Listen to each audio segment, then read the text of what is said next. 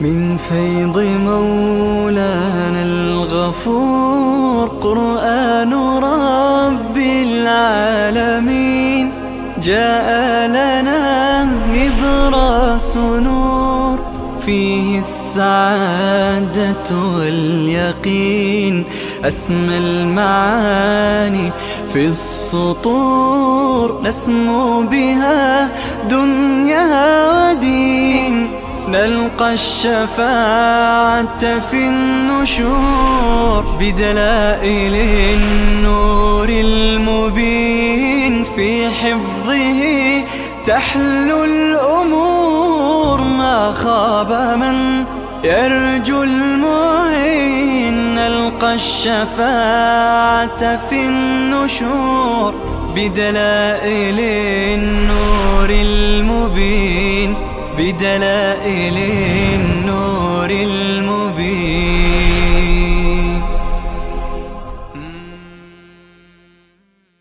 أعوذ بالله من الشيطان الرجيم.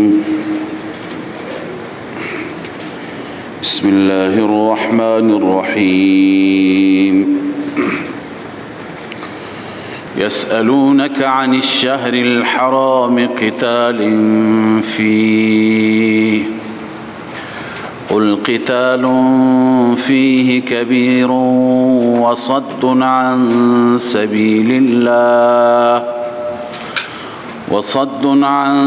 سبيل الله وكفر به والمسجد الحرام وإخراج أهله منه أكبر عند الله والفتنة أكبر من القتل ولا يزالون يقاتلونكم حتى يردوكم عن دينكم إن استطاعوا ومن يرتدد منكم عن دينه فيمت وهو كافر فأولئك حبطت أعمالهم في الدنيا والآخرة وأولئك أصحاب النار هم فيها خالدون. صدق الله العظيم. اللهم صل على سيدنا محمد وعلى آله وصحبه أجمعين.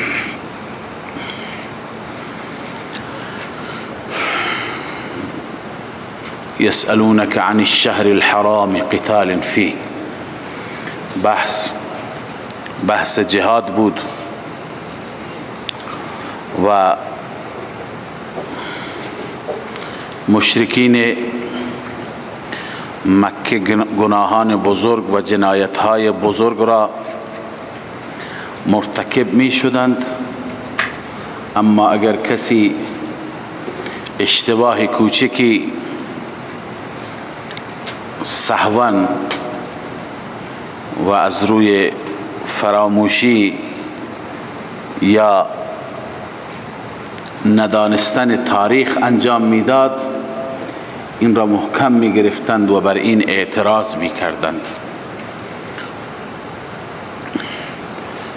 در نزدیکی مکه مکرمه در مقام نخله درگیری بود بین مسلمانان و بین مشرکان و درگیری چند روز ادامه داشت. آخر در یکی از روزها که در واقع اول رجب بود، ولی مسلمانان فکر کردند که آخرین روز جمادی الاخری هست، جمادی الثانی هست به اصطلاح. در این روز فردی از مشرکان به نام عمرو بن الحضرمی کشته شد. غوغا به پا کردند، سر و صدا کردند که اینها احترام ماه حرام را ندارند، چون که اول رجب بود. احترام ماه حرام را ندارند، در اولین روز ماه حرام مرتکب قتل شدند. مسلمانان بعد از اینکه متوجه شدند که ماه حرام هست امروز آخرین روز جمادی الثانی نبوده، امروز اولین روز رجب هست. بر مسلمانان هم خیلی سنگین شد، سخت شد که در ماه حرام کسی را بکشند. روی این اونها از پیغمبر صلی الله علیه و سلم پرسیدند که یا رسول الله، ما که این کار را کردیم تکلیف ما چی می شود؟ و بعضی بر این اعتقادند که مشرکین دسته آمدند خدمت رسول الله صلی الله علیه وسلم، گفتند که کسی که در ماه حرام بجنگد از نظر شما حکمش چیه؟ در پاسخ اونها خداوند تعالی این آیات را نازل فرمود: یسألونک عن الشهر الحرام قتال فیه. علامه ابن جریر نوشته کانوا یظنون تلک اللیله من جمادا. اونها فکر میکردن که این شب شب جمادی هست، آخرین روز جمادی الثانی هست. و کانت اول رجب ولم یشعروا. اولین روز رجب بود، اونها نمیدانستند. ابن جریر. به هر حال اونها فکر کردن که اول رجب هست و آخر جمادی الثانی بود، اول رجب بود. وقتی که از رسول الله صلی الله علیه وسلم پرسیدند، الله تعالی در پاسخ این آیات را بیان فرمود. در این آیات بیان شده که جنگ کردن در ماه حرام سخته، چیز بزرگی هست، اما بعضی از موانع هستند و بعضی از علتها هستند که اونها را الله تعالی می فرماید اونها جرمشان از جنگ کردن به مراتب بیشتر هست. 5 چیز را، 5 علت را الله تعالی بیان می فرماید. 1. یسألونک عن الشهر الحرام قتال فیه. ای رسول الله صلی الله علیه و سلم، از شما میپرسند در رابطه با ماه حرام، قتال در ماه حرام، جنگ در ماه حرام. قل قتال فیه کبیر. اعلام بفرما جنگ کردن در این ماه بسیار سنگین است، بسیار بزرگ هست. اما وصد عن سبیل الله. اینا جوابهای الزامی بهش میگن، جواب الزامی. که علت جواز چیه؟ علت اول وصد عن سبیل الله، باز داشتن از راه خدا. این یک علت اول. شما که از راه خدا مانع هستید، این باز داشتن از راه خدا به مراتب سنگین تره. 2. و کفر به والمسجد الحرام.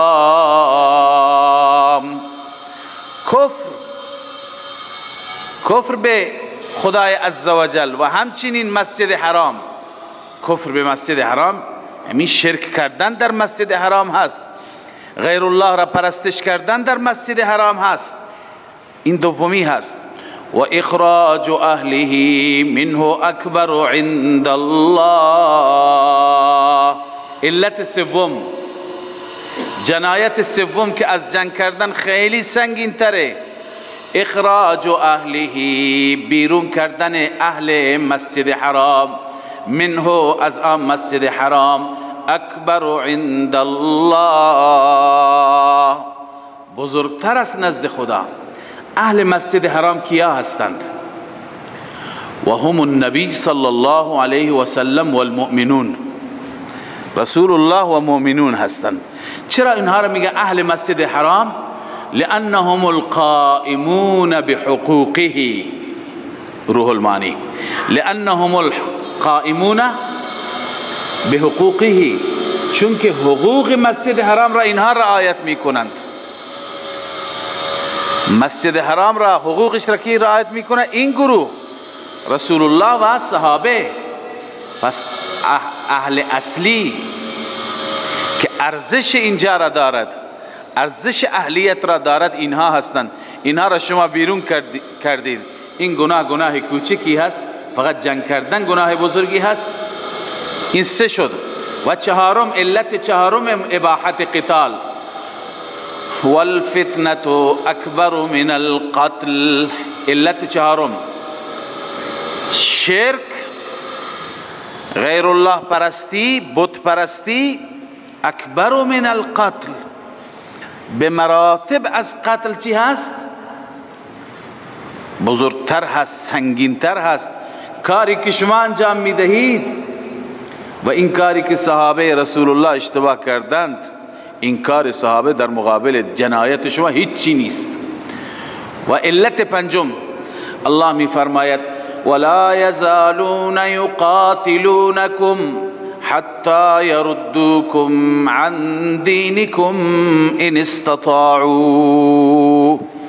دشمنی مداوم با شما، حتی که میخواهند شما را از دین برگردانند، ارتداد بیاورند. جنگی که همیشه به خاطر ارتداد است، به خاطر کفر است، به خاطر ترویج شرک هست، این جنگ گناهش از جنگ کردن در ماه حرام خیلی بیشتر است. ولا یزالون یقاتلونکم، هموار اینها با شما می جنگند، حتی یردوکم، حتی که شما را برگردان، غرض مقاتله، حتی که شما را برگردانند از دین شما، ان استطاعوا، اگر بتوانند. اکنون الله تخویف بیان می فرماید، تخویف اخروی.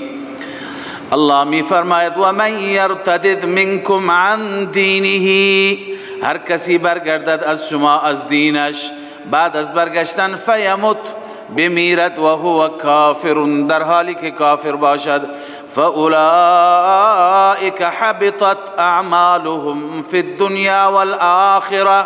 نتیجه، این انسان ها برباد و ضایع شده اعمالشان در دنیا و آخرت. و اولئک اصحاب النار هم فیها خالدون، اینها اهل جهنم هستند، اهل آتش هستند، همیشه در آن آتش باقی میمانند.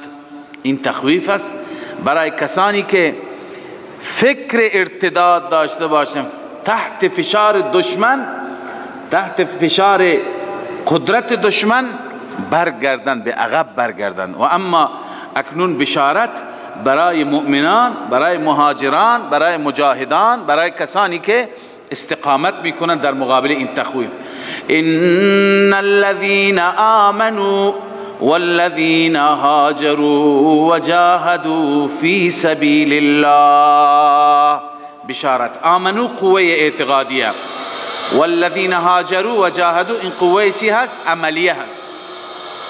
به درستی کسانی که ایمان آوردند، والذین هاجروا کسانی که هجرت کردند، عن الاوطان، للمحافظه على الدین، هجرت کردند از وطنشان به خاطر اینکه دین محفوظ بماند.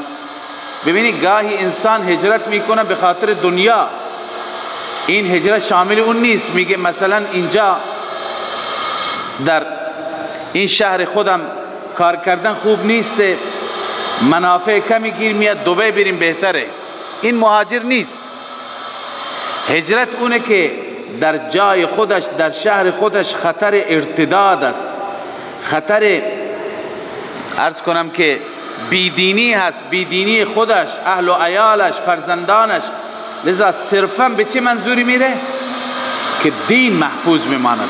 لذا الله میفرماید والذین هاجروا کسانی که هجرت میکنند، وجاهدوا فی سبیل الله کسانی که جهاد میکنند در راه خدا، یعنی برای اعلاء کلمت الله، اولئک یرجون رحمت الله.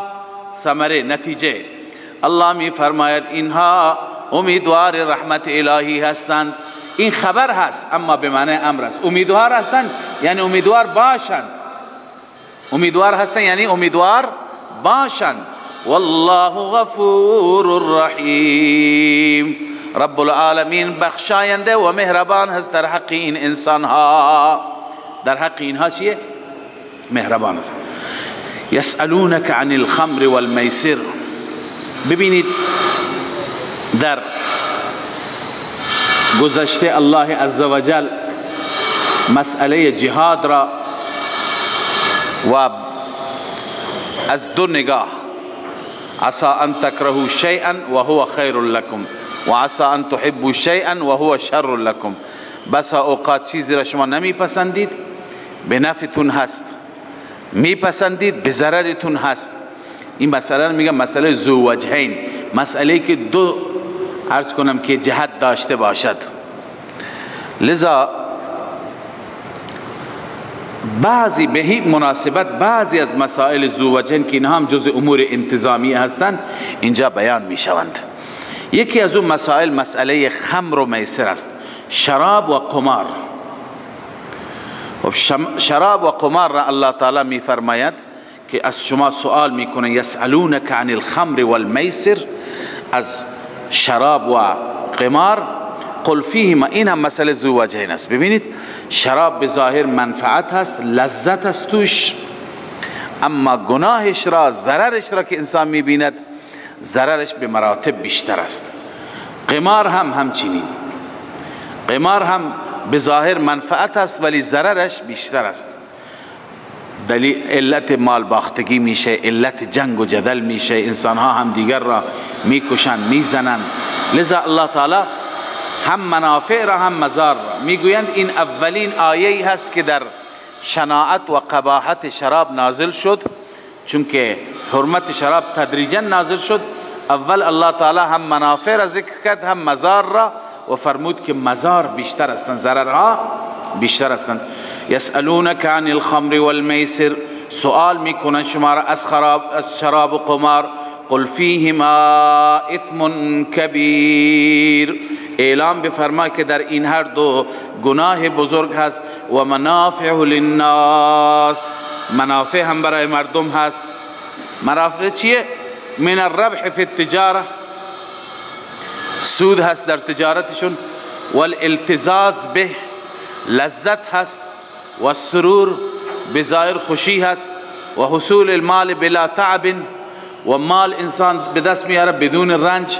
در یک برد قمار چندین دلار، چندین درهم، دینار به دست می آورد. لذا بدون رنج، بدون زحمت چی مال به دست می آید. پس این منافع هست. اما و اثمهما اکبر من نفعهما، اما گناهشان، گناه هر دو بیشتر است از نفع دنیوی اونها. اولا که خدا را ناراضی می کند، از این ضرری بالاتر وجود ندارد، از نفعشان پس گناه بیشتر است. و یسألونک ماذا ینفقون، این مسئله دوم ذو وجهین است، چی خرج بکنند. اون سؤال گذشته هست که چی خرج بکنند. الله تعالی اونجا اول مورد را بیان فرمود، مصرف را بیان فرمود. اینجا چی را بیان میفرماید؟ اینجا خود مال را که چه مالی خرج کنند. قل العفو، قل العفو. عفو چی را میگند؟ عفو تفسیر قرطبی گفته ما فضل عن حوائجهم. عفو یعنی اضافه، زیادت. ما فضل عن حوائجهم، هر چی که از نیاز اونها بیشتر است، هر چی که از نیازتون بیشتر خرج کنید، اشکال ندارد. ولی اون چیزی که خود انسان نیاز دارد، زن و بچه انسان نیاز دارد، اون را انسان مصرف نکند. كذلك يبين الله لكم الآيات، الله می فرماید این گونه الله آیات را برای شما بیان می کند. لعلكم تتفکرون، شاید شما بیاندیسید. تتفکرون فی الدنیا والآخره، درباره امور دنیا و آخرتتون فکر بکنید. یعنی انسان آیات خدا را ببیند، برای دنیای خودش هم فکر کنه، برای آخرتش، منفعت دنیا و آخرت. یعنی دنیا و آخرت منفعتش در چی هست؟ قرطبی خیلی این را جالب نوشته فتحبسون عن اموالکم ما یصلحکم فی معاش الدنیا. از این مالها خب خوب فکر کن برای دنیایت، از این مالها حبس کن، نگه دار اونی که برای معاش شما، برای اصلاح دنیای شما مفید است. فتحبسون عن اموالکم ما یصلحکم فی معاش الدنیا، اون چی که برای معاش دنیا و زندگی دنیا به خیر شماست، به نفع شماست. و تنفقون الباقی فيما ينفعكم في العقبه، و تنفقون الباقی، بقیه را خرج کن، فيما ينفعكم في العقبه. قرطبی آن چیزی که در آخرت برای شما سودمند است. عفو معنیش هم همینه، هر چی که نیاز دنیایت هست نگه داره برای خودت، برای خودت، برای فرزندانت. اما اون چی که زائد هست، اضافه هست، در راه خدا برای آخرتت ذخیره کن. لذا الله می فرماید تتفکرون فی الدنیا والآخره، بیندیشید، فکر کنید، هم منافع دنیایتون را در نظر بگیرید، هم منافع آخرت را در نظر بگیرید. و یسألونک عن الیتاما، مسئله دیگر که از امور انتظامی هم هست، ذو وجهین هم هست، یتیم. یتیم ببینید مالش را اگر ما به هر حال بالا بکشیم منفعت دنیوی، به خودشون بدیم منفعت اخروی ما هست، این مسئله ذو وجهین هست. لذا چیکار بکنیم؟ الله عزوجل اینجا بر ما مشکل نگرفته. الله نفرموده که همه چیز یتیم جدا باشد، باید اتاقش جدا باشد، منزلی که برایش کرایه میکنیم باید که یخچالش جدا باشد، اجاقش جدا باشد، آردش جدا باشد، برنجش، روغنش اصلا با ما قاطی نشه. خب اینطور حرجه، به ضرر خود یتیم هم هست. الله میفرما اون چی که مهم است، قل اصلاح لهم خیر، اصلاح برای اونها خوب است. یعنی طوری شما عمل بکنید که اصلاح مال اونها بشه، اونها ضرر نکنند. شاید شما برای اونها همه این وسایل را جداگانه بگیرید، ضرر بکنند. شما به زعم خودتون به هر حال احتیاط را در نظر بگیرید. نه، اونها را اگر مالتون را با مال خودتون قاطی بکنید، خب اونا برادران شما هستند، فرزندان شما هستند. 5 نفر به اصطلاح اهل و عیال خودتون هست، 6می اون یتیم هست. پس شما طوری برنامه ریزی بکنید همه چیز را با هم بخورید، ولی به 6 قسمت بکنید. 1 قسمت از مال یتیم خرج بکنید، 5 قسمت از مال خودتون خرج بکنید. به این صورت، نه اینکه از مال اون اضافه بذارید. این را الله میداند، والله یعلم مفسد من المصلح. اگر کسی هدفش خیانت باشد هم الله میداند. پس اون چیزی که مهم است، اختیار به دست شماست. اصلاح مال یتیم چیه؟ مهم است. الله می فرماید و یسألونک عن الیتاما، درباره یتیم ها شما سوال می کنند. قل اصلاح لهم خیر، اعلام بفرما اصلاح در امور دنیوی و اخروی برایشان خیر هست. و ان تخالطوهم فاخوانکم، اگر غاطی بکنید آنها را فی النفقه، خلط بکنید مالشان را و خودشون را در چی؟ در خرج کردن، فلا بأس، جزا مقدر است، اشکالی ندارد، اشکالی ندارد. چرا؟ چون که فاخوانکم، آنها برادران شما هستند. والله یعلم المفسد من المصلح، رب العالمین میداند مصلح را از مفسد. اون کسی که نیتش فساد است، اون کسی که نیتش اصلاح است، الله هر یکی را میداند. چه نیتی دارید؟ الله از نیات شما با خبر هست. ببینید الله یعلم المفسد من المصلح، تفسیرش چیه؟ معالم التنزیل نوشته، یعنی الذي یقصد بالمخالطه الخیانه، اون کسی که با غاطی کردن هدفش چی است؟ خیانت است. او را هم الله میداند. و افساد مال الیتیم، و میخواهد مال یتیم را به هر حال خراب بکند، بالا بکشد، بخورد، هم میداند. و اکله بغیر حق، و میخواهد که مال یتیم را چی بکند؟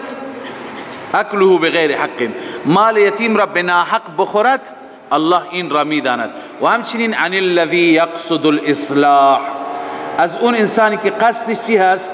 اصلاح هست. الله هر دو را میداند، معالم التنزیل. پس الله میفرماید والله یعلم المفسد من المصلح، الله میداند مفسد را از مصلح. ولو شاء الله لأعنتكم، اگر الله بخواد لأعنتكم شما را در حرج واقع می کند، در مشقت واقع می کند. یعنی چه؟ اگر خدا بخواهد بر شما سخت میگیرد، میگوید حق ندارید که مال یتیم را با مال خودت قاطی بکنید، همه چیز او باید جدا بشه. خب شما هم به زحمت میافتید، برای شما هم باید یک آشپز جداگانه برایش تعیین بکنید، باید تمام برنامه ریزیش مستقل بشه. علاوه از این که یتیم ضرر میکند زحمتی برای شما هم هست. ولو شاء الله لأعنتكم، ای ولو شاء الله لأعنتكم معنی چیه؟ ای نضیق علیکم، اگر ما بخوایم بر شما چی میکنیم؟ عرصه را تنگ میکنیم. ولم یجوز لكم مخالطتهم، به شما اجازه نمیده که مال اونها را با مال خودتون چی؟ خلط کنید. اگر خدا بخواد این کار را میکند، ولی الله عزوجل یسر و آسانی شما را هم در نظر میگیرد. اکنون که الله آسانی و راحت شما را در نظر میگیرد، شما هم الله را در نظر داشته باشید.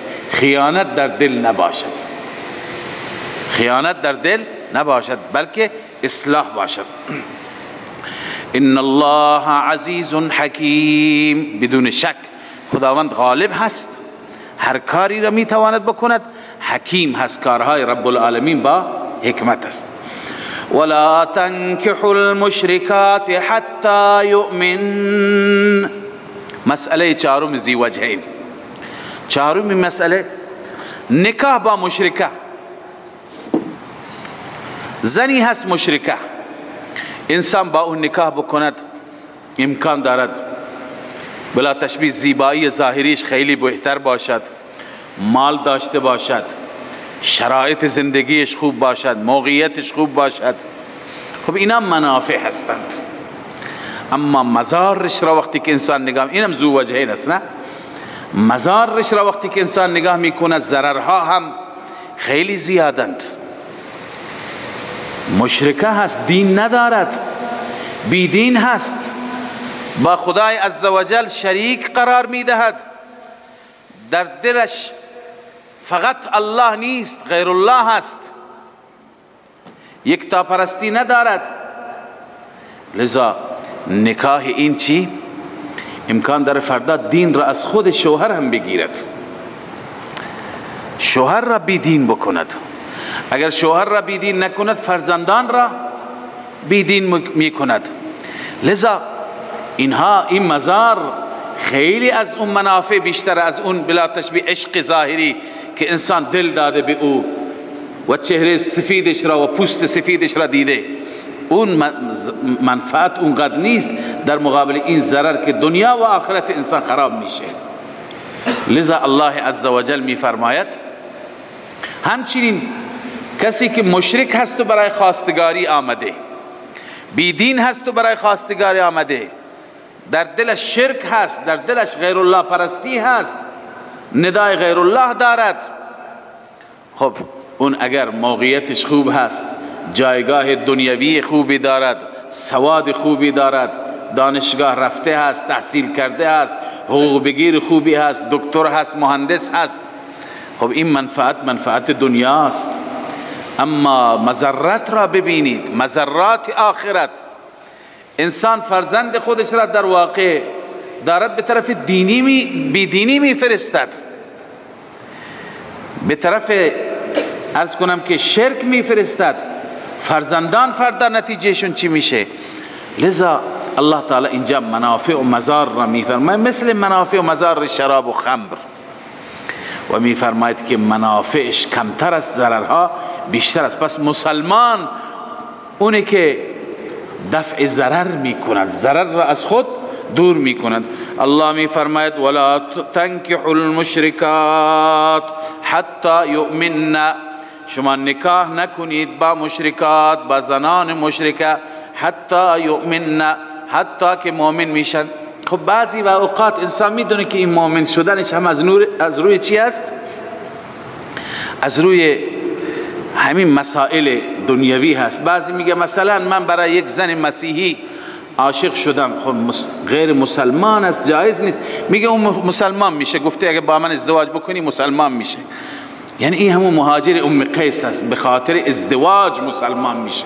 خب مشخص این مسلمانی به دردی نمیخورد. ولا تنكحوا المشركات حتى يؤمنن، شما نکاح نکنید زنهای مشرکه را حتی که ایمان بیاورند.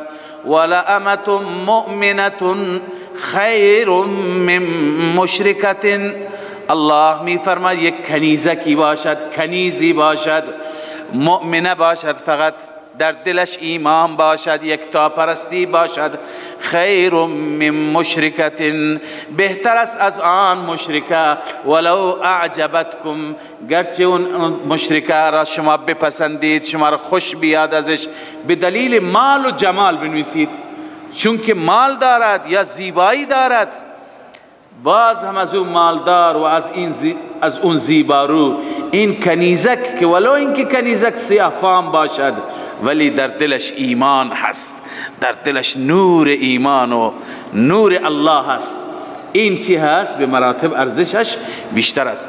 ولا تنكحوا المشرکین حتی یؤمنوا، شما به نکاح ندهید مشرکین، یعنی دخترانتون را به نکاح ندهید به مشرکین حتی اونها ایمان بیاورند.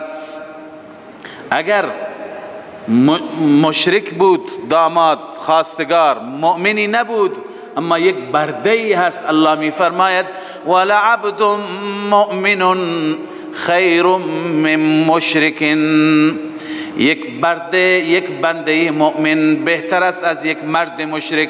ولو اعجبکم، گرچه اون مشرک شما را خوشتون بیاد، یعنی شما بپسندید او را، سوادش را، تحصیلش را، مالش را، جمالش را، زیباییش را، همه چیز را بپسندید، ولی این برده، این فقیر، این نادار ایمان دارد، مؤمن است.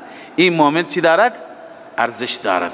به همین قیاس میتونیم ما در غیر از مسائل شرک و کفر، بلکه در مسائل فسق و ایمان، یک کسی هست، دامادی هست که موقعیت خوبی داره، مسلمان ولی فاسق، نماز نمیخواند، مخدر استفاده میکند یا شراب استفاده میکند، خمر مینوشد. و یک طرف دیگه داماد کسی هست که فقیر است، طالب العلم است، پول نداره ولی ایمان داره. خب خیلی این ترجیح دارد از اون کسی که دین ندارد. همچنین دختری هست، دختری صاحب جاه و مال و زیبایی هست، همه چیز داره، انسان اونجا اگه ازدواج بکند به نوایی هم میرسد، ولی اونجا دین نیست، فسق هست، گناه هست، منکر هست، ماحول خراب هست. و یک طرف دیگه دختر فقیری هست ولی دیندار هست، ایماندار هست، حافظ قرآن هست. خب اینجا شاید اون منافع مالی نباشد ولی منافع دینی هست. علی هذا القیاس بقیه هم میتونیم چی بکنیم؟ قیاس بکنیم. لذا الله می فرماید ولا عبد مؤمن خیر من مشرک، یک برده مؤمن بهتر است از یک انسان مشرک. ولو اعجبکم، گرچه اون انسان مشرک مالش و جمالش شما بپسندید، مال و جمالش را، علت را اکنون الله بیان می‌فرماید اولئک یدعون الی النار، اون انسان ها، اولئک یعنی المذکورون، مذکورون کی هستند؟ کسانی که ذکر شدند، مشرک، چه مردش چه زنش. اولئک یدعون الی النار، اونها دعوت میدهند به سوی آتش. دعوتگر به سوی چی هستند؟ آتش هستند. آتش، اما خدا والله يدعو الى الجنة والمغفرة باذنه، رب العالمین شما را دعوت میدهد به سوی بهشت و به سوی مغفرت باذنه، با توفیقش. ببین تفسیر میکنم، اولئک یدعون الی النار، نمیگه اون بیا بریم به طرف جهنم، بریم به طرف آتش، به سوی اعمال انسان را میخواند که اون اعمال موجب نارن. به این خاطر قرطبی گفته الی النار یعنی الی الاعمال الموجب للنار، الى الاعمال الموجبه للنار. اون مشرک انسان را به سوی، یا فاسق و فاجر انسان را به سوی اعمالی که موجب نار هست، بینمازی، شراب نوشی، قمار، مخدر، راه فساد، اونها اعمالی را انسان را به سوی اعمالی دعوت میدهند که موجب چی هست؟ نار هست. اما والله يدعو الى الجنه والمغفره، خداوند شما را به جنت میخواند، به مغفرت، ای الى اعتقاد الحق والعمل الصالح، الى اعتقاد الحق والعمل الصالح، بسوی اعتقاد حق و عمل صالح الموصلین الیها، همون اعتقاد و عمل صالحی که الموصلین الیها، که انسان را به کجا میرسانند؟ به جنت میرسانند. روح المعانی. و بعضی دیگه گفته الی الجنه ای الی التوحید الذی یسبب الجنه، خداوند شما را دعوت میده به سوی توحیدی که سبب چی میشه؟ بهش میشه. لذا به سوی شرک نرید، به سوی نکاح اهل شرک نرید. و یبین آیاته للناس، الله آیات را بیان میفرماید برای مردم. حکمت تبیین چیه؟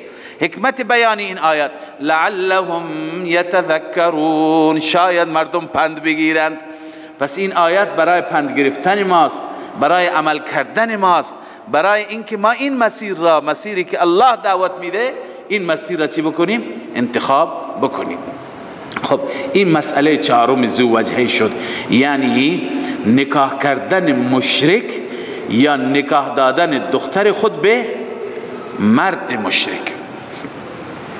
و یسألونک عن المحیض، پنجمین مسئله که عرض کردم ذووجهین، 5 تا هستن، به مناسبت اون مسئله ذووجهین آمده بودن و اینها از امور انتظامیه هستند. سؤال از زنی هست که در حالت حیض هست، سؤال از زنی هست که در حالت حیض هست. باز هم در اسلام اعتدال هست، در دین یهود و مسیح، یهود و نصارا افراط و تفریط هست. نصارا وقتی که زنی عادت ماهواریش بود، عادت ماهیانش بود، هیچ پروا نمی کردن با اون زن، رابطه مثل ایام دیگه بود، یعنی بلا تشبیه مجابعت و همخوابی و اینا داشت و اون حیض مانع نبود.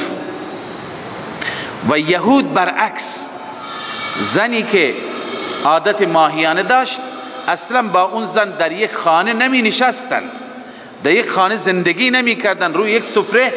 باید اون زن مثل یک حیوان محقر بلا تشبیه باید یک گوشه می بود تا زمانی که این ایام را بگذراند و پاک بشه دوباره پیش مرد بیاد. یعنی زن یک آله‌ای که از او استعمال، فقط استفاده می کردن، بلا تشبیه استفاده جنسی. الله عزوجل اینجا راه اعتدال و مذهب اعتدال را به مسلمانان نشان میده. میفرماید که وقتی که چنین حالتی دارد، شما از مقاربت و نزدیکی و همخوابی فاصله بگیرید، ولی با زن یک جا میتونید بشینید، صحبت بکنید، در یک اتاق باشید. لذا اون تنفری که یهود دارد هم نه، و اون اختلاطی که مسیح دارد هم نه. لذا الله می فرماید و یسألونک عن المحیض، سؤال میکنن شما را از محیض، زنی که در حالت حیض هست. ذووجهین هست، دو جهت چیه؟ یکی جهت تلذذ هست در این زمان، همخوابی تلذذ، و همچنین جهت تلوث بالاذى. انسان هم میتونه بلا تشبیه لذت حاصل بکنه، هم میتونه آلوده بشه با نجاست. لذا الله میفرماید قل هو اذن، این اذایی هست. اذایی هست چی؟ از کنم که همین مریضی، یک مریضی هست باعث اذیت و آزار. فاعتزلوا النساء فی المحیض، پس اجتناب کنید، دوری بکنید از زنها فی المحیض، در حالت حیض، فی ایام الحیض. فی المحیض بنویسید فی ایام منظور از اعتزال، اعتزال چون گوشگیری را میگویند. آیا همون گوشگیری که یهود داشتند؟ مشرکین مکه هم داشتند، همون میفرمایند نه. علامه آلوسی میگه والمراد من اعتزال النساء اجتناب مجامعتهن. والمراد من اعتزال النساء اجتناب مجامعتهن، یعنی مراد از اعتزال اجتناب کردن از همخوابی فقط. همچنین فتح البیان گفته والمراد من هذا الاعتزال، مراد از این اعتزال و کنارگیری چی هست؟ ترک المجامعه لا ترک المجالسه. مجامعه را ترک کنیم، مجالسه هم نشینی در یک سفره غذا خوردن این را ترک نمیگوید. او الملابسه، یا به هر حال با هم دیگر کنار هم قرار گرفتن و قاطی شدن این را ممنوع قرار نمیده، فقط همخوابی را. فإن ذلك جائز، این جائز است. پس مراد از اعتزال همه مفسرین میگن فقط چیه؟ همخوابی نباشه. ولا تقربوهن حتی یطهرن، نزدیک زنها نروید. اینجا بنویسید بالوطی والمجامعه، تا چه زمانی؟ حتی یطهرن، حتی که اونها پاک بشن.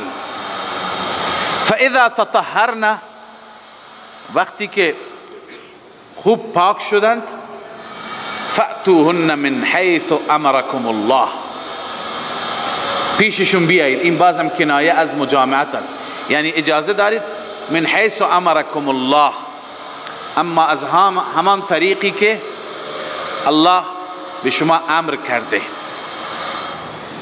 الله تعالی به شما امر کرده. امروز در میان جامعه چیزهای معروف هست از طرف دشمنان آمده. همه این صورت ها به صورت اجمال میگم درس قرآن هست، مسجد هست و به هر حال الفاظ هم باید حساب شده باشند در مقابل قرآن.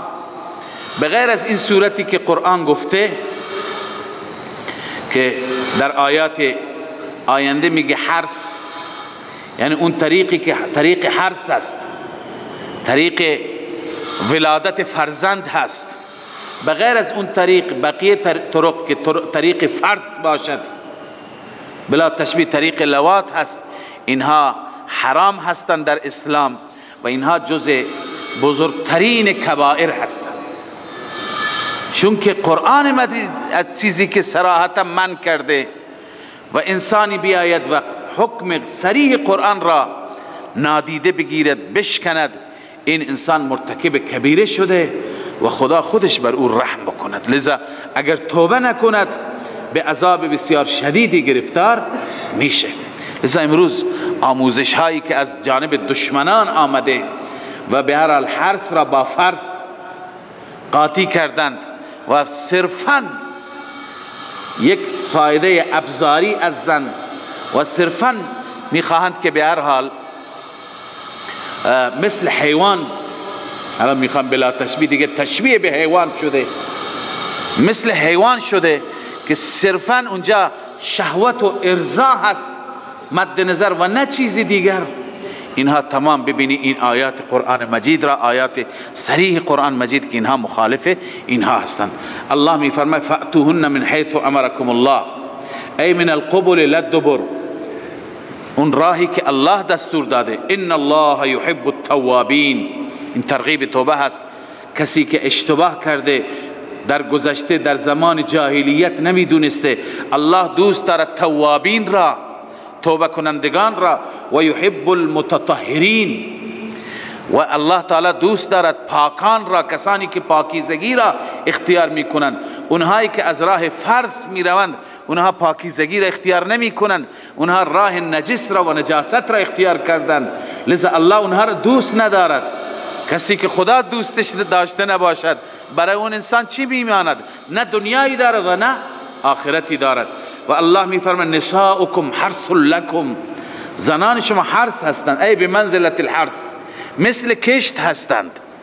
حرث به معنی چی؟ کشت، کشتزار، که انسان کشت را از جایی و از طریقی وارد میشه که به هر حال حاصلی داشته باشه.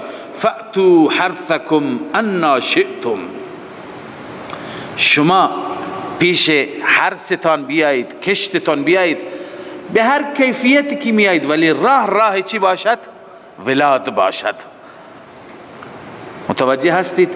طریقش به چه صورتی باشد این مهم نیست، اما راه دیگر نباشد، راه فرض نباشد، راه نجاست نباشد و طریق دیگر نباشد که اگر این باشد به هر حال این خلاف ورزی دستور خداست. و قدموا لانفسکم، اینجا الله تعالی اصول فوز را بیان می فرماید که برای خودتون چیزی جلوتر بفرستید، تقدیم بکنی برای خودتون به آخرتتون. همیش گناه، همیش معصیت، همیش نافرمانی خدا. واتقوا الله، این نسخه عمل است. اصل دوم از اصول فوز هست و نسخه عمل است. انسان هایی که راه های غیر مشروع را در روابط زناشویی اختیار می کنند، در روابط جنسی اختیار می کنند، راه های غیر مشروع را تمام نشأت می گیرد از بی تقوایی، از خدا نترسی، از ارضای نفس و شهوت، خود را راضی کردن، نفس را راضی کردن، هوا را راضی کردن و خدا را ناراضی کردن. لذا الله می فرماید واتقوا الله، تقوا داشته باشید، از الله بترسید. خب نسخه تقوا را هم عرض کردم، خداوند در بیشتر جاها هم یادآوری میکنه. این تقوا خدایا چگونه به دست بیاد؟ از کجا؟ رب العالمین می فرماید واعلموا انکم ملاقو، یقینا بدانید که شما الله را ملاقات میکنید. انسان وقتی که میداند فردا در محضر الله حاضر میشه، ریز و درشت مورد محاسبه قرار میگیره. خب این انسان الان فکر میکنه، الان برنامه ریزی میکنه، خطایی نباشد در نامه اعمال. لذا الله می فرماید واعلموا انکم ملاقو، یقین بدانید که شما الله را ملاقات میکنید، شما در محضر الله حاضر میشید. و بشر المؤمنین، ای رسول الله بشارت بده مؤمنان را، کسانی که ایمان دارند، المتصفین به اصول ثلاثه، کسانی که اصول ثلاثه را متصف به اصول ثلاثه هستند. اصول فوز سگانه اینجا خواندیم. یک، اصل فوز اول چی بود؟ وقدموا لانفسکم. دو، واتقوا الله، اصل فوز دوم چی بود؟ تقوا بود. سه، واعلموا انکم ملاقو، این یقین و ایمان به آخرت، بدانید که شما خدا را ملاقات می. این کسانی که این اصول را، اصول فوز را رعایت می کنند، ای رسول الله اونها را بشارت بده. ولا تجعلوا الله عرضة لأيمانكم ان تبروا وتتقوا وتصلحوا بين الناس. امر دیگه از امور انتظامیه، بعضی از مردم قسم میخوردن که فلان کار را نمی کنیم، اون کار خوبی بود، لذا نام خدا را مانع از کار خوب و از بر قرار میدادن. به طور مثال قسم میخورد من با برادرم حرف نمیزنم، با پدرم حرف نمیزنم. نام الله را مانع کردی، مانع قرار دادی از نیکی، از سخن گفتن با پدر. الله عزوجل می فرماید که نام الله را شما هدف قرار ندهید، هدف و نشانه این تیرتون و قسمتون قرار ندهید. ولا تجعلوا الله عرضة لأيمانكم، قرار ندهید نام الله را عرضه. عرضه عرض کردم، اصل عرضه به چی میگویند؟ نشانه، هدف. کسی که یک نشانه میگذارد بعدم به سوی او تیراندازی میکند. اینجا عرضه به معنی مانع هست. العرضه عبارت عن المانع، تفسیر کبیر. نام خدا را شما مانع قرار ندید. لایمانکم، این لام تعلیلیه هست. لام چی هست؟ یعنی به علت قسمتان، به علت قسمتان. بعض هم تفسیر کبیر میگه لایمانکم، اللام للتعلیل تقديره ولا تجعلوا الله ولا تجعلوا ذكر الله ولا تجعلوا ذكر الله مانعا بسبب أيمانكم من أن تبروا. مانعا بسبب أيمانكم من أن تبروا. خداوند میفرماید شما نام خدا را مانع قرار ندهید و ذکر خدا را مانع قرار ندهید به سبب اینکه قسم خوردید با نام خدا از اینکه شما نیکی بکنید. نه، شما نیکی بکنید. ولا تجعلوا الله عرضة لأيمانكم ان تبروا، یعنی من ان تبروا و تتقوا، از اینکه تقوا داشته باشید، و تصلحوا بین الناس، صلح بکنید بین مردم، این کار را نکنید. والله سمیع علیم، الله تعالی شنواست، همه اقوال شما را میشنود. علیم هست به احوال شما. خب بعض انسان ها قسم میخورند هدفی ندارند، قسم لغو را الله میفرماید مؤاخذه‌ای نیست. قسم لغو دو صورت دارد. یک صورتش اینه که قسم میخوری بدون اختیار میگی والله عادت کردی. خب این عادت خوبی نیست، ولی باز هم این قسمی حساب والله چنینه والله چنانه، ولی به دروغ نه. یکی این که انسان، یک قسم دیگری که از نظر امام ابو حنیفه لغو همینه، اینه که انسان به یک چیز قسم میخورد که اعتقاد دارد، به همون صورتی که اعتقاد دارد قسم میخورد. مثلا قسم میخورد که امیر آمده، پادشاه آمده، میگه قسم به خدا که انه لقادم، آمده اون، والله انه لقادم، ولی در حالی که اون نیامده. خب این انسان فکر میکنه آمده، به این خبر رسیده که آمده، در حالی که واقعیت خلافش است. پس الله تعالی میفرماید که شما به هر حال این لغو هست، این لغو را خدا مؤاخذه نمی کند، مؤاخذه می کند غموس را، بما عقدتم الایمان. غموس اینه که شما میدانید که نیامده و قسم میخورید آمده. انسان میدونه که خلاف است قسمش، الله برای این مؤاخذه می کند. الله می فرماید لا یؤاخذکم الله باللغو فی ایمانکم، الله مؤاخذه نمی کند به لغو در قسمهایتان، ولکن یؤاخذکم، اما مؤاخذه می کند بما کسبت قلوبکم، به آنچه که دلهای شما کسب کرده. یعنی قلبا میدونی اینطور نیست، باز هم قسم میخورید. والله غفور حلیم، خداوند بخشاینده هست برای کسانی که توبه بکنند، اما تا به حال اگر مؤاخذه نکرده حلیم هست، بردبار هست. للذین یؤلون من نسائهم تربص 4 اشهر. الله تعالی اینجا یکی دیگر از امور انتظامیه را بیان می‌فرماید، مسئله ایلا. ببینید ایلا در زمان جاهلیت هم وجود داشت، اما حکمش بسیار سنگین بود. کسی قسم می‌خورد پیش زنش، میگفت که من پیش تو نمیام، من نزدیک تو نمیام، لذا این زن برای همیشه بر این مرد حرام میشد. اما از قید این مرد خارجم نمیشد، از نکاحش خارج نمیشد که بره یک شوهر دیگه بگیره. از یک جهت در اسارتش بود، اسیر بود، و از یک جهت بر مرد چی بود؟ حرام بود، طبق مذهب خاصی که اونها داشتن. پس این زن بیچاره دیگه بیچاره تر میشد برای همیشه، نه از این شوهر خیری و نمیتونست شوهر دیگه. اما اسلام آمد و ایلا را به ایلا نظم داد و الله تعالی فرمود که کسی که اگر قسم خورد، ایلا به معنی قسم هست، کسی که قسم خورد که نزدیک زنش نمیره، اگر قسمش تا 4 ماه بود و 4 ماه بیشتر، خب زودتر اگر رفت کفاره قسم بده، اگر نرفت تا 4 ماه به بعد، خود به خود این زن از این چی میشه؟ جدا میشه، فرقت واقع میشه، جدایی واقع میشه. این زن میتونه یک شوهر دیگه بعد از اتمام عدت بگیرد. فقط اینجا اختلافی هست بین فقهای ما.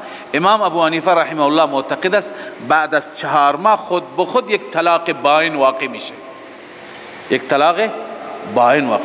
امام شافعی رحمه الله میفرماید که بعد از 4 ماه طلاق نمیشه، فرقت به قضاء قاضی، یعنی قاضی باید بین اینها چی بکند؟ جدایی. الله می فرماید للذین یؤلون من نسائهم، برای کسانی که ایلا میکنند از زنهایشان، یعنی قسم میخورند که نزدیک زن نرن، تربص 4 اشهر، انتظار 4 ماه، انتظار 4 ماه. فإن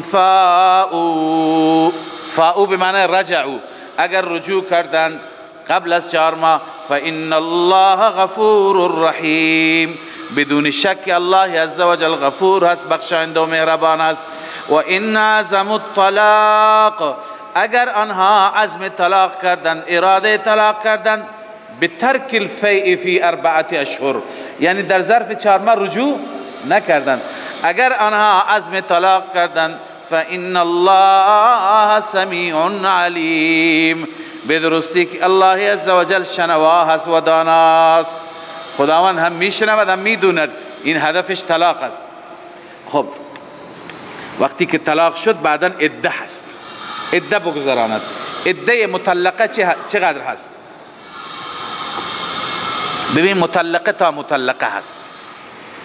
اگر مطلقه ای هست که حامله نیست، پس 3 تا مریضی بگذراند بر اساس فتوای امام ابو حنیفه رحمه الله و بر اساس فتوای امام شافعی 3 تا طهر و پاکی. خب 3 قروء خواندی شما در اصول که قرء مشترک است بین طهر و حیض، اون بحث را اینجا نمی کنم. اگر حامله هست عدهش وضع حمل هست، و اگر نه حامله هست ولی نه حائض، چون صغیره هست یا کبیره هست حیض نمیاد، 3 ماه هست.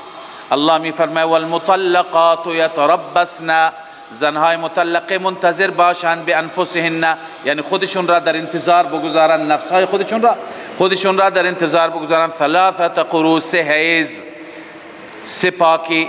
ولا یحل لهن ان یکتمن، برای اونها حلال نیست اینکه یکتمن بپوشند، ما خلق الله فی ارحامهن، آنچه که الله در ارحامشان خلق کرده. چی خلق کرده؟ یعنی در رحمش یا چی هست، یا حمل هست یا حیض است، لذا حرام است که کتمان بکنه. اگر واقعا حائض هست بگه که من مریض شدم، 1 2 3 تمام شد. یا اینکه اگر حامله هست هم حرام است برای اون که کتمان بکنه، بگه که من حامله هستم. ولا يحل لهن ان يكتمن ما خلق الله في ارحامهن، آنچه که الله آفریده در رحمشان. ان كن يؤمن بالله واليوم الاخر، اگر آنان ایمان دارن به خدا و روز آخرت پس کتمان نکنند. اما و بعولتهن، شوهرانشان، این بعول جمع بعل هست، بعل یعنی زوج، شوهر، البعل هو الزوج، قرطبی. اما خود در این میان وقتی که در عدت هست، خداوند میفرماید که شوهران خودشون، البته این در صورت طلاق رجعی هست، حقدارتر هستند که این زن به خانه اون شوهر برگردد. در یک حالت عصبانی بودند، جنجال و درگیری بودند، طلاق واقع شد، اما طلاق خوشبختانه رجعی هست. بس بهتر این زن عده نگذراند، تکمیل نکند، نره پیش شوهری دیگه، پیش همین شوهر اگر برگردد هم برای شوهر بهتره، هم برای زن بهتره، اگر بچه باشه برای بچه هم بهتره، دردسرش کمتر هست. و بعولتهن احق بردهن، شوهرهای این زنهایی که عده میگذرانند حقدارتر هستند به برگرداندن این زنها به اونها، فی ذلک، در این مسئله، فی حق تربص، که منتظر شوهرهایشون بشن، بشرط ان یکون الرجعه، ان ارادوا اصلاحه، اگر اراده چی دارند؟ اصلاح دارند. یعنی چه؟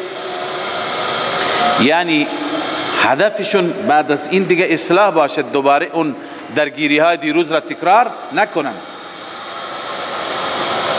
ولهن مثل الذي عليهن بالمعروف، علت اصلاح برای آن زنان است. یعنی ببین تنها حقوق بر زن نیست، هم حقوق بر زن است هم حقوق بر شوهر. پس همونطور که علیهن بر زنها یک سری حقوقی است باید رعایت کنه، لهن هم هست. یعنی به نفع اونها هم یک حقوقی است که باید شوهرها چی بکنند؟ رعایت بکنند، مثل نفقه هست، مثل مسکن هست، لباس هست. ولهن مثل الذی علیهن بالمعروف، برای آن زن هاست در نفس وجوب بنویسی، فی نفس الوجوب، مثل الذی، مثل آنچه که علیهن بر آن زن هاست، بالمعروف، طبق دستور شرعی. یعنی شوهر تنها حق ندارد، زنم حق دارد. البته شوهر را الله تعالی می فرماید وللرجال علیهن درجه، شوهر فضیلت دارد. چه فضیلتی دارد؟ فضیلتش از این است که مهنت و مشقت و بار خانه به دوش او هست، زحمت بیشتر به دوش او هست، او باید تکفل بکند، نان را، نفقه را، لباس را، خرج را، همه چیز را. از این جهت فضیلت دارد. والله عزیز حکیم، الله غالب هست اما دستوراتش با حکمت هست. خب این بحث ایلا بود و سپس بحث عده. اما اکنون بحث طلاق که از امور انتظامیه هست. اگر طلاقی اتفاق افتاد، چه طلاقی هست که باعث بازگشت و رجوع میشه و چه طلاقی هست که باعث چی میشه؟ جدایی میشه. الله میفرماید الطلاق مرتان، این بیان عدد طلاق است. طلاق 2 مرتبه داده بشه، یعنی 1 مرتبه، 2 مرتبه، بیشتر از 2 مرتبه نه. کسی طلاق میده 1 طلاق بده، فوقش 2 تا طلاق بده. فامساکن، بعد از 2 طلاق این راه برایش هست. فامساکن بمعروف، پس امساک یعنی نگه داشتن اون زن به معروف طبق دستور شرعی، او تسریح به احسان، یا اینکه اون را رها بکند به احسان، هم طبق دستور شرعی، به خوبی. یعنی بعد از 2 طلاق دیگه زن را اسیر نکند، یا نگهش دارد، نان و نفقه، حق و حقوق همه چیزش را پرداخت بکند، یا راهش را بگذارد تا بره این زن. ولا يحل لكم ان تأخذوا مما آتيتموهن شيئا، حلال نیست، ولا يحل لكم، حلال نیست برای شما مردها، مما آتيتموهن شيئا، از آنچه که شما به زنها دادید چیزی را بگیرید، این صورت برای شما حلال نیست. الا ان يخافا الا يقيما حدود الله، مگر طرفین یعنی ورثه، اولیاء بترسند الا یقیما حدود الله، که زن شوهر حدود الهی را قائم نمی کنند. حدود الهی چی هست؟ یعنی حق همدیگر را پایمال می کنند، بر همدیگر ظلم می کنند، شب و روز درگیری هست، شب و روز فحش گفتن و بدنام شدن هست. پس اینا همه حدود الهی را زیر پا گذاشتن است. خب در این صورت پس شما میتونید که حتی با برگرداندن مهریه چیکار بکنید؟ اینها را از همدیگه جدا بکنید. عنایت بفرمایید صورت اول که خداوند فرمود ولا یحل لکم، حلال نیست، اینه که مرد نمیخواد زن را نگه داره، دوستش نداره، ولی چیکار میکنه؟ از یک طرف مهریه پرداخته، یا مهریه پرداخت نکرده، مهریه به گردنش هست، 100 سکه هست، 50 سکه هست، لذا زن را اذیت میکنه، چنان شکنجهش میده، چنان دنیا را بر او تنگ میکنه که زن بگه هر چه دادی بگیر، فقط منو آزاد کن. این مرد مکر را و برنامه ریزی را کرد. به خاطر چی؟ به خاطر اینکه اون چه که داده بس بگیرد. الله میفرماید این برات حرامه، به این زن دادی، بعد از این زن بلا تشبیه استفاده جنسی هم کردی، دوباره پول خودت را برمیگردانی و بعد راهایی را بردی، زن را چنان کتک میزنی، زن را چنان اذیت میکنی که چی؟ که مالت را به تو برگردانه. ولا یحل لکم، حلال نیست، ان تأخذوا، بگیرید، مما آتیتموهن شیئا، از آنچه که به زن دادید. ها، در یک صورتی که میبینه زن مقصره اونجا و زن نمیخواد، ناشزه زن است، میگه من زندگی نمی کنم، الا ان یخافا الا یقیما حدود الله، مگر اینکه هر دو میترسند که حدود الهی را قائم نمی کنند، اجرا نمی کنند، به جای اینکه زندگی راحتی داشته باشند، به جای اینکه زندگی امرا با طاعت و بندگی و رضایت الله باشد، با جنجال و درگیری هر روز خدا را ناراضی میکنند.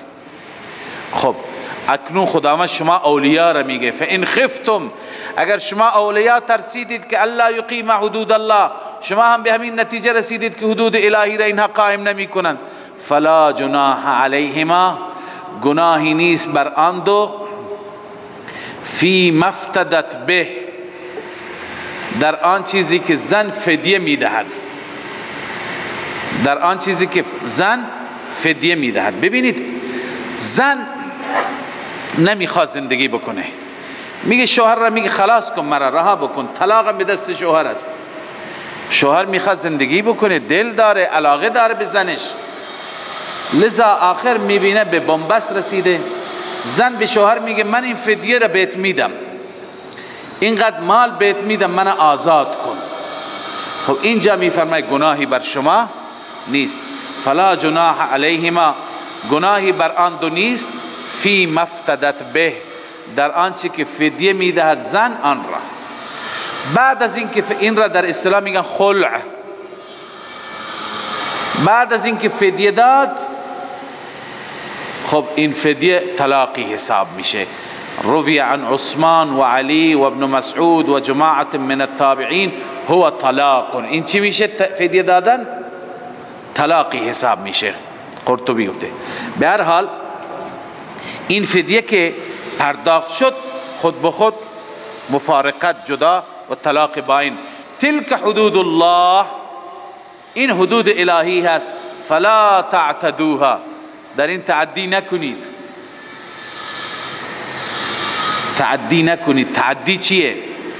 تعدی اینه که به هر حال یا زن به شوهر ظلم بکند، یه چیزی بدهد که برای شوهر چیزی نشه، یا شوهر به زن ظلم بکند، یک چیز بسیار بالایی بگیرد، الان که میبیند که طلاق به دست او هست، لذا به هیچ وجه راضی نشه مگر به اندازه خون یک انسان، بالاتر از اون چیزی که مهریه پرداخت کرده.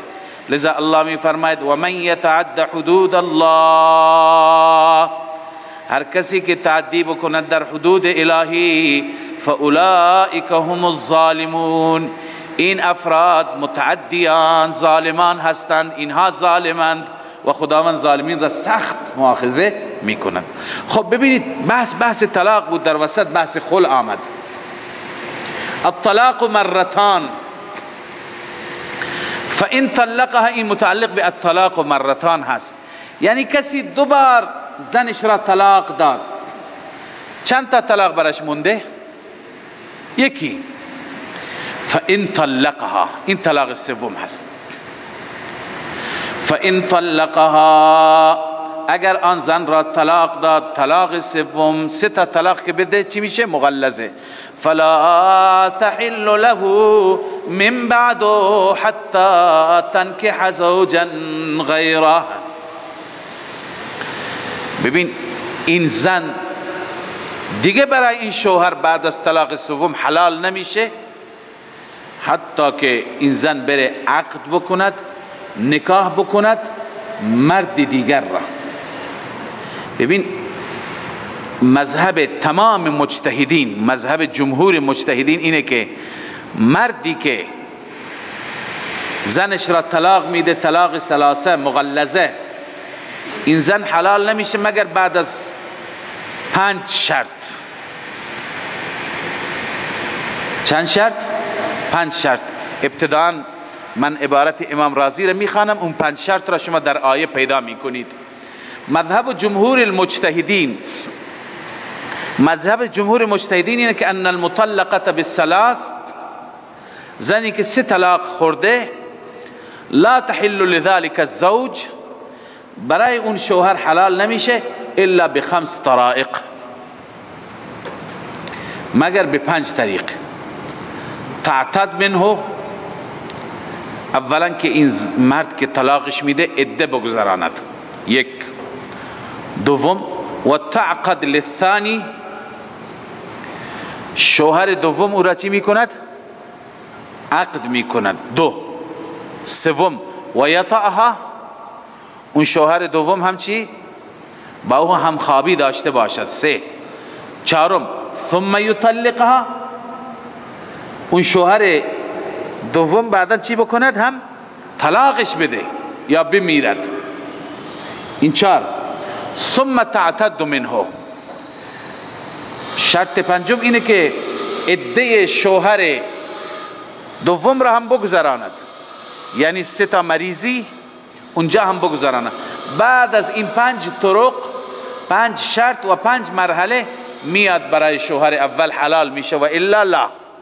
لذا الله می فرماید فان طلقها، اگر طلاق داد، فلا جناح علیهما، فلا تحل له، حلال نیست برای این مرد، من بعد از این، حتی تنکح زوجا غیره، حتی که نکاح بکند مرد دیگر را، حتی که نکاح بکند مرد دیگر را. ببینید مرد دیگر وقتی که نکاح میکند لازمش چیه؟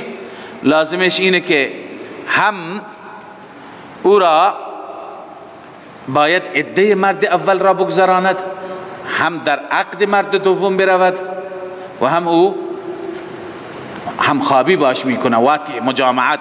این 3 تا شرط اینجا شد. فان طلقها، این شرط 4. مرد دوم او را که طلاق داد، 5می شرط اینه که چیش میکند؟ عده میگذراند. فلا جناح علیهما، گناهی نیست بر آن دو، ان یتراجعا ان ظنا ان یقیما حدود الله، اینکه ان یتراجعا، اینها بر هم دیگر رجوع بکنند، یعنی مرد و زن، شوهر اولی به اصطلاح، ان ظنا ان یقیما حدود الله. اما در این صورت، در چه صورتی میتواند با این شوهر نکاح بکند؟ که دوباره اون جنگ های اولی، حرف های اولی تکرار نمیشه، درگیری های قدیمی تکرار نمیشه. ان ظن، اگر فکر میکنند که ان یقیما حدود الله، و تلک حدود الله یبینها لقوم یعلمون. الله میفرماید اینها حدود الهی هستند که اینها را بیان میکند برای کسانی که یعلمون، کسانی که بدانند، درک بکنند، متوجه بشوند.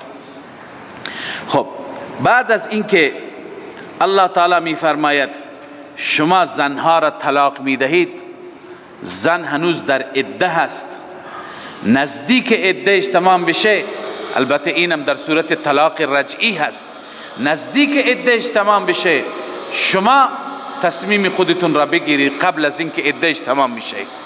یا زندگی بکن مثل انسان، حق و حقوقش را رعایت بکن، یا به نحو احسن، به خوبی او را چی بکنید؟ رها بکنید. و اذا طلقتم النساء، هنگامی که شما طلاق دادید زنها را، فبلغن اجلهن، پس رسیدن اینها به مدتشان. بلغن اینجا بنویسید المراد مقاربته دون انقضائه، المراد مقاربته دون انقضائه، منظور اینه که مدت نزدیک بود، مدت تمام نشده. اگر تمام شده دیگه تمام شده، دیگه از این شوهر گذشته. منظور از این بلغنا چی هست؟ نزدیک هست که عدت چی بشه؟ تمام بشه. فامسکوهن بمعروف، نگه دارید ان زنها را به معروف، طبق دستور شرعی، او سرحوهن بمعروف، یا رها کنید اونها را طبق دستور شرعی. ولا تمسکوهن ضرارا لتعتدوا، آنها را نگه ندارید برای ضرر تا اینکه تعدی بکنید. ببینید مشرکین مکه چه کار میکردن؟ هدفی اون چون که دین نبود، ایمان نبود، اذیت کردن مردم بود. زن بیچاره را چه کار میکرد؟ یک طلاق میداد، بعد از اون رجوع میکرد، بعد این زن را در اسارت خودش نگه میداشت، این زن نزدیک زن هم نمیره، بعد از مدت یک طلاق دیگر. به این صورت هدفش چی بود؟ اعتدا بود، تعدی بود، اذیت کردن بود. لذا الله می فرماید و من یفعل ذلك، هر کسی این کار را بکند، فقد ظلم نفسه، این انسان ظلم کرده به نفس خودش. به خودش ظلم کرده، به اون زن ظلم نکرده. این انسان نامه اعمال خودش را سیاه کرده.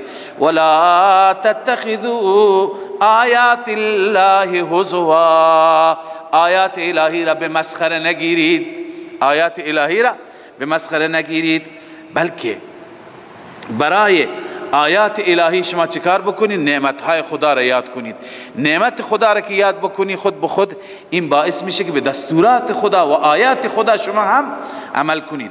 واذکروا نعمت الله علیکم وما انزل علیکم من الكتاب والحکمت یعظکم به. رب العالمین می فرماید نعمت الله را یاد کن. واذکروا نعمت الله علیکم، زیر نعمت الله بنویس اسلام. واقعا تا دیروز بهیمیت بود، حیوانیت بود، ظلم بود، ستم بود، اما امروز اسلام آمده قانون هست.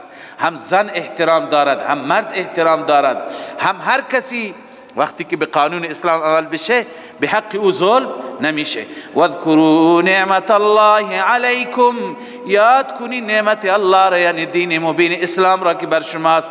و ما انزل علیکم، یاد کن آنچه که الله نازل فرموده بر شما، من الکتاب، قرآن مجید، والحکمت و سنت رسول الله یعظکم به، در حالی که الله به وسیله اینها شما را وعظ می کند، شما را پند می دهد. ببینید من الکتاب والحکمه، روح المعانی نوشته المراد بهما القرآن الجامع للعنوانین، مراد از قرآن و کتاب و حکمت هر دو قرآن است، چون که قرآن هم کتابی هست و هم حکمت است. قرآن پر از حکمت است، دستوراتش دستورات حکیمانه هست. الجامع للعنوانین، این یک قول. قول دوم، او القرآن و السنه، یا کتاب و حکمت یعنی چه؟ قرآن و سنت. روح یعظکم به، الله شما را به اینها واعظ می کند. واتقوا الله، این نسخه عمل هست. اگر میخوای بر همه این احکام عامل باشی، تقوا داشته باش، از خدا بترس. واتقوا الله واعلموا ان الله بكل شيء علیم، این نسخه تقواست. میخوای تقوا نصیبت بشه، پس استحضار داشته باش، در دلت داشته باش که ان الله بكل شيء علیم، الله عزوجل به هر چیز عالم هست، هر چیز را میداند. وقتی که من این استحضار را داشته باشم، این وضعیت را داشته باشم، به این حالت باشم که خداوند از درون و بیرون من خبر دارد، از ظاهر و باطن من خبر دارد، از همه حرکات و سکنات من خبر دارد، لذا اون وقت من دستور خدا را زیر پا نمیگذارم و اون وقت پایبندی میکنم. و آخر دعوانا الحمد لله رب العالمین.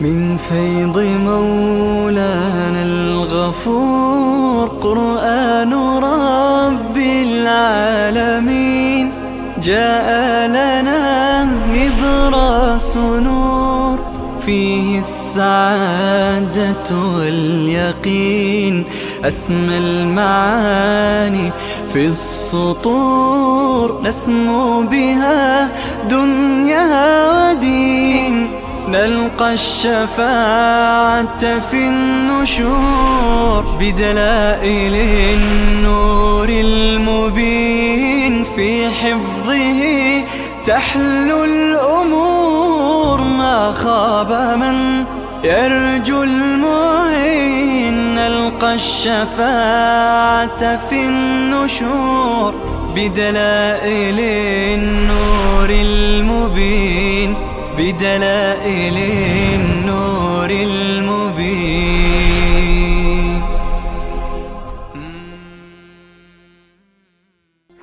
من فيض مولانا الغفور قرآن رب العالمين، جاء لنا نبراس نور فيه السعادة واليقين.